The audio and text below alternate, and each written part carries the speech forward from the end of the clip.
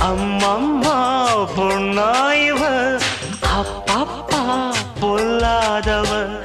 ஆழமானவ துணி எடுத்து மூடிக்கோ மூடிக்கோ கண்ண மூடிக்கோ கட்டிக்கோ கட்டிக்கோ என்ன கட்டிக்கோ